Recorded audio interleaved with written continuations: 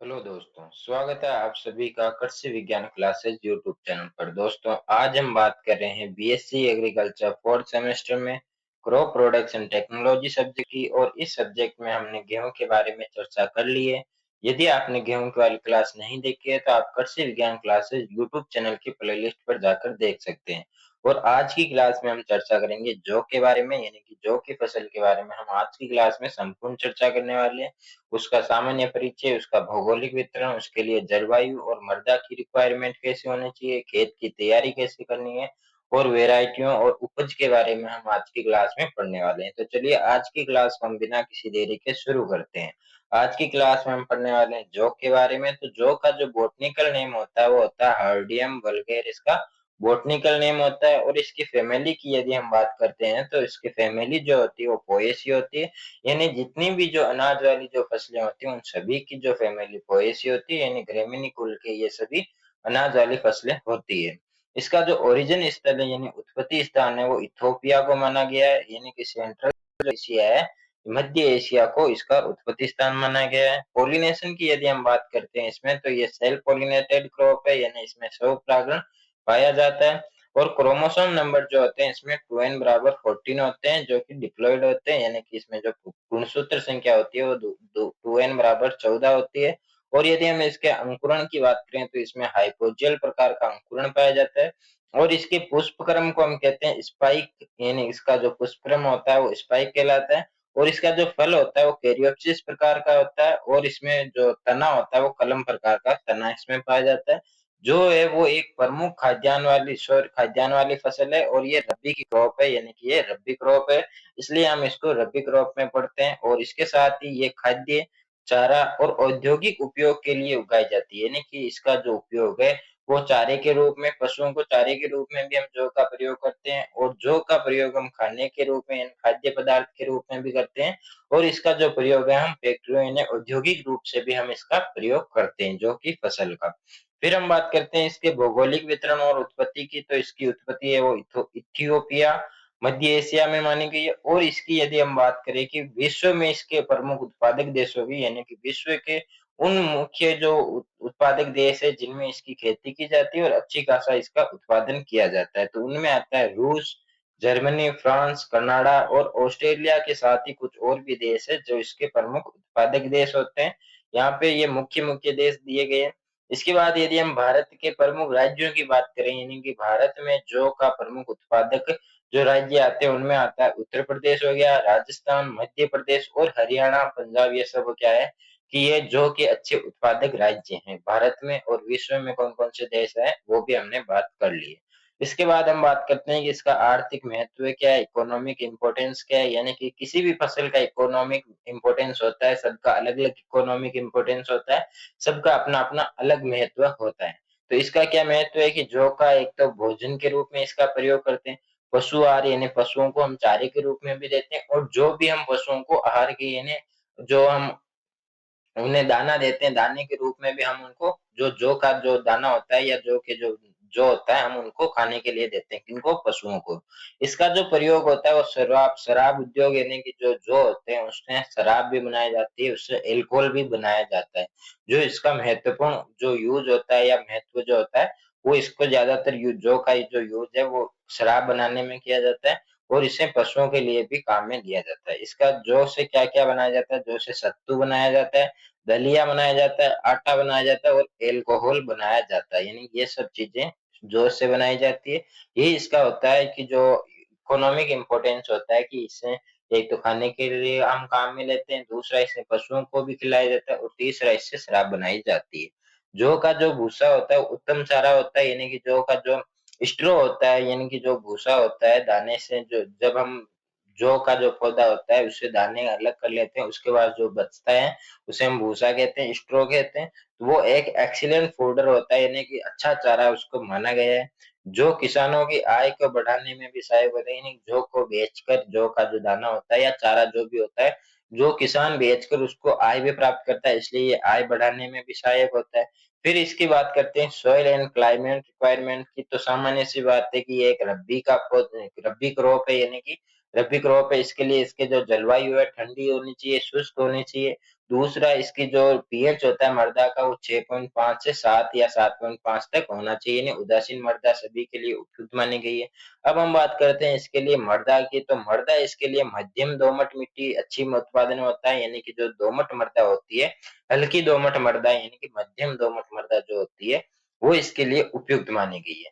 और क्षारीय और लवणीय मिट्टी में भी जो अच्छी तरह उगाया जा सकता है, यानी कि जो क्षारीय और लवणीय मृदा होती है, उनमें भी जो उगाया जा सकता है, यानी कि इसका पीएच है वो 6 से या 6.5 से 8.5 या 8 तक इसके लिए उपयुक्त माना गया है। यानी कि ये आपके यदि ऑप्शन में आता है, एमसीक्यू आता है, तो वहां पे यदि 6 से 8 तक हो तो भी आपके सही रहेगा। यानी एवरेज यहाँ पे दिया गया है 6.5 से 8.5 तक।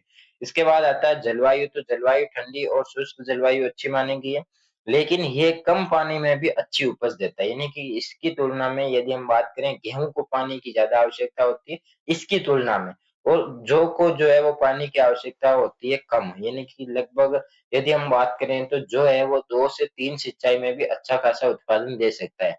यदि गेहूं का आपको अच्छा खासा उत्पादन लेना है तो आपको 4 से 6 या 4 से 5 सिंचाई आपको उसमें आवश्यक रूप से करनी चाहिए। अंकुरण के लिए इसके लिए जो उपयुक्त तापमान होता है वो होता है 20 से 25 डिग्री सेंटीग्रेड। और यदि हम बात करें इसके प्रमुख वेराइटियों की, यानी कि जौ की प्रमुख किस्मों की बात करें, तो राजस्थान और उत्तर भारत की प्रमुख किस्में निम्नलिखित है। यानी कि यहाँ पे हम राजस्थान और उत्तर भारत की किस्मों की बात करें, जिनमें आती है RD 2035, जो कि अधिक उपज देने वाली किस्मों में से एक है। RD 2552 जो होती है वो सूखा सहनशील वेराइटी है। RD 2668 है वो माल्ट उद्योग हेतु उपयोग होती है। PL 172 जो वेराइटी है वो जल्दी पकने वाली वेराइटी है। और DWRUB 52 जो है वो द्विगुणित वेराइटी है। और इसके साथ ही यदि हम अदर वेराइटियों की बात करें, जिनमें आती है RD 2052, RD 387, BL2 या विजय करण 3, और इसके साथ ही आती है डोलमा, जो कि छिलका रहित वेराइटी होती है। इसके साथ ही जो RD से 387 होती है उसको हम राजकिरण भी कहते हैं।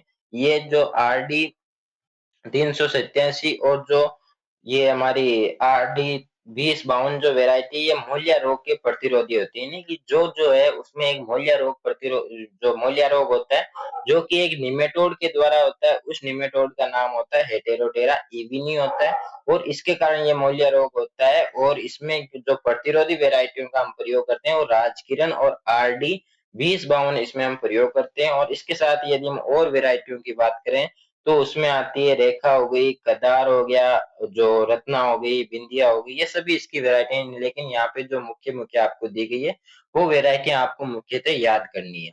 इसके बाद हम करते हैं कल्चरल प्रैक्टिस की बात। तो कल्चरल प्रैक्टिस में हम सबसे पहले बात करते हैं खेत की तैयारी करते हैं। यानी कि किसी भी फसल को बोने से पहले या उसकी बुआई से पहले आपको खेत की अच्छे से तैयारी करनी है। यानी कि 2 से 3 उसमें जुताई करके उसका समतलीकरण करना है। यानी कि मृदा की जो भौतिक दशा होती है उसमें सुधार करना है, उसकी जो मृदा को भुरभुरी बनाना है, उसका जो कठोरपन होता है उसको तोड़ना होता है। तो 2 से 3 जुताई कर खेत को भुरभुरा एवं समतल बनाना चाहिए। और अंतिम जुताई पर गोबर की सड़ी खाद मिलानी चाहिए। यानी कि वही 10 से 15 टन जो होती है प्रति हेक्टेयर, हमें गोबर की FIM जो होता है वो हमें मिलाना चाहिए। इसका यदि बुआई का हम बात करें, बुआई के समय की, तो बुआई का समय इसका होता है 15 अक्टूबर से लेकर 10 नवंबर तक या 15 नवंबर तक हम इसकी बुआई करते हैं। यानी कि गेहूं की जब हम बुआई करते हैं उससे लगभग तो 1-2 दिन पहले या उस समय जो बुआई का समय होता है वो गेहूं और जौ दोनों का सेम ही होता है। लगभग जो रोग और जो कीट है गेहूं में लगते हैं, वही रोग और कीट जौ में लगते हैं। लगभग लगभग फसलें सेम होती है दोनों, गेहूं और जौ। कुछ कुछ एक चीजें ऐसी है जो दोनों में डिफरेंट डिफरेंट होती है। यदि हम बीज दर की बात करें, तो बीज दर यदि सिंचित एरिया यानी कि सिंचाई की आपके पास अच्छी खासी व्यवस्था है, तो आपको 75 से 100 किलोग्राम प्रति हेक्टेयर बीज का प्रयोग करना है। और यदि आपके पास सिंचाई की अच्छी व्यवस्था नहीं है या लवणीय मृदा में यदि आप बुआई कर रहे हैं, तो आपको 100 से 125 किलोग्राम प्रति हेक्टेयर बीज की आवश्यकता होती है। यदि हम बात करें इसकी स्पेसिंग की, तो कतार से कतार की जो दूरी है वो 20 से 22.5 सेंटीमीटर रखनी चाहिए। और पौधे से पौधे की जो दूरी है वो आपको लगभग 5 सेंटीमीटर रखनी चाहिए। और फर्टिलाइजर मैनेजमेंट की यदि हम बात करते हैं, तो वही इसके लिए अनुशासित जो उर्वरक मात्रा होती है उसमें 60 किलोग्राम हमें नाइट्रोजन देना है, 30 किलोग्राम हमें फास्फोरस देना है और 20 किलोग्राम हमें पोटास देना है। सेम वही कंडीशन रहेगी कि आपको बुआई के समय नाइट्रोजन की आधी मात्रा देनी है और जो फास्फोरस और पोटास होता है उसकी पूरी मात्रा देनी है। शेष जो नाइट्रोजन की आधी मात्रा होती है वो पहली सिंचाई में या दूसरी सिंचाई में आपको देनी है। ये इसका पैटर्न रहता है, यानी कि उर्वरक देने का ये पैटर्न रहता है कि आपको नाइट्रोजन होता है वो बुआई के समय या बुआई जब आप करते हैं उस समय आधा देना होता है और फास्फोरस और पोटास आपको पूरा देना होता है। सिंचाई प्रबंधन की बात करें तो जो हमें मुख्यतः 2 से 3 सिंचाई पर्याप्त होती है। पहली सिंचाई जो होती है वो हमें टिलरिंग यानी कि जब जो कल्ले निकलते समय यानी कि लगभग 30 दिन बाद, यानी कि जैसे आज हमने 1 मार्च को यदि आपने बुआई की है, तो आपको सॉरी 1 मार्च ही मान सकते हैं, वैसे हम मान लो कि 15 अक्टूबर को यदि आपने बुआई की है तो आपको 15 नवंबर में आपको इसकी पहली सिंचाई करनी होती है, यानी कि लगभग 30 दिन बाद आपको पहली सिंचाई करनी होती है, टिलरिंग निकलते समय या कल्ले निकलते समय। दूसरी सिंचाई जो आपको करनी है, वो करनी है आपको दाना बनते समय, यानी कि जब जौ में दाना बनने लगे तब आपको सिंचाई करनी होती है। तो ये मुख्यतः 2 से 3 सिंचाई आपको करनी होती है, यानी कि आपके पास जैसी व्यवस्था होती है उस हिसाब से आप सिंचाई कर सकते हैं। लेकिन 2 से 3 सिंचाई आपको इसमें मुख्यतः की जाती है, यानी कि इसकी क्रिटिकल स्टेज की बात करें तो 2 से 3 सिंचाई में ये पूरी हो जाती है। फिर यदि हम बात करें मेजर इंसेक्ट की पेस्ट की, यानी कि मुख्य जो प्रमुख रोग होते हैं या कीटों की बात करते हैं, रोगों की बात हम बाद में करेंगे। तो इसमें जो प्रमुख कीट होते हैं वो जो गेहूँ में जो कीट लगते हैं वही कीट इसमें लगते हैं, यानी कि दीमक और माहू जो होते हैं वो इसमें मुख्यतः लगते हैं। तो दीमक का जो बॉटनिकल नेम होता है ओडेंटोटर्मिस ओबेसिस इसका बॉटनिकल नेम होता है। और ये क्या करता है, ये सामान्यतः जड़ों को खाता है, जड़ों को काटकर पौधे को सुखा देता है। अधिक प्रकोप शुष्क परिस्थितियों में रहता है और इसका जो नियंत्रण होता है वो क्लोरीपाइरीफॉस 20 ईसी 2.5 लीटर प्रति हेक्टेयर सिंचाई जल के साथ इसको देना चाहिए, तब आप दीमक का कंट्रोल कर सकते हैं। आपकी फसल को दीमक के द्वारा की गई हानि से आप उसको फसल को बचा सकते हैं। और माहू जो है वही आपको जो गेहूं में प्रयोग करते हैं वही आपको इसमें भी लिखना है। इसलिए हम यहाँ पे आपको दोबारा नहीं बता रहा हूँ, माऊ में भी आप इमिडाक्लोप्रिड का प्रयोग कर सकते हैं। और वह क्या करता है कि उसकी जो पत्तियां होती है या कल्ले जो होते हैं उसको चूसता है, उसमें जो उससे चूसकर पौधों को हानि पहुंचाता है। तो इस प्रकार से माहू के बारे में भी आप लिख सकते हैं। और जौ के प्रमुख रोगों की बात करें यानी डिजीज की बात करें तो इसमें एक रोग होता है पीला रतुआ, जो कि पिक्सीनिया स्ट्राइफोर्मिस के कारण होता है और इसमें पत्तियों पर पीली धारियां बन जाती है। इसके नियंत्रण के लिए आप प्रोपिकोनाजोल 25 ईसी का 0.1% से छिड़काव करेंगे, तब आप इस पीला जो रतुआ होता है यानी येलो रेस्ट जो रोग होता है इसका नियंत्रण कर सकते हैं जौ के अंदर। और एक रोग होता है इसमें पाउडरी मिल्ड्यू रोग, जो किसके कारण होता है, एरी साइफे ग्रामिनीस के कारण यह होता है। और इसमें क्या होता है कि सफेद रंग का पाउडर पत्तियों पर जमा हो जाता है और इसके नियंत्रण के लिए आप सल्फर 80 WP का प्रयोग कर सकते हैं, 2.5 ग्राम प्रति लीटर मिलाकर इसका छिड़काव कर सकते हैं या इसका प्रयोग कर सकते हैं। और यदि आपको वायरस या फफूंद रोगों से बचना है तो आप इसमें सबसे पहले आप बीज उपचार करेंगे, तब आप वहां पे कार्बेंडाजिम का, एजेक्टोबैक्टर का और भी ऐसे जो जैविक कीटनाशक होते हैं उनका प्रयोग कर सकते हैं।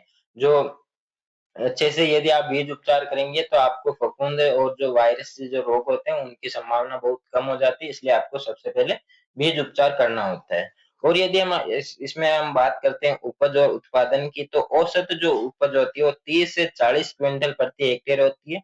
लेकिन यदि आप उन्नत तकनीकों का प्रयोग करते हैं, अच्छी वेराइटियों का चूज करते हैं और अच्छे से इसकी सिंचाई रोगों का नियंत्रण करते हैं, तो आपको 45 से 50 क्विंटल प्रति हेक्टेयर तक भी जो उत्पादन होता है वो संभव होता है। इसमें इतना उत्पादन भी आप ले सकते हैं, अच्छा खासा उत्पादन आप ले सकते हैं। तो ये आज की जो हमारी फसल थी जो यहाँ पे कंप्लीट होती है। आई होप आपको अच्छे से समझ में आ गई होगी। फिर भी यदि आपको कोई डाउट रहता है तो आप कमेंट कर सकते हैं। और आपको यदि पुराने पेपर, गेस्ट पेपर या इम्पोर्टेंट क्वेश्चन की पीडीएफ चाहिए तो वो आपको टेलीग्राम चैनल में मिलेगी। टेलीग्राम चैनल की जो लिंक है वो दी गई है डिस्क्रिप्शन में। और यदि आप किसी भी एग्जाम, कंपटीशन एग्जाम की या एग्रीकल्चर सुपरवाइजर की तैयारी कर रहे हैं और आपको डेली एमसीक्यू प्रैक्टिस करनी है तो आप व्हाट्सएप चैनल को ज्वाइन करें। व्हाट्सएप चैनल की लिंक भी डिस्क्रिप्शन में दी गई है। तो जल्दी मिलेंगे नए क्लास में, नए वीडियो के साथ, नई फसल के साथ। तब तक के लिए धन्यवाद। जय जवान, जय किसान।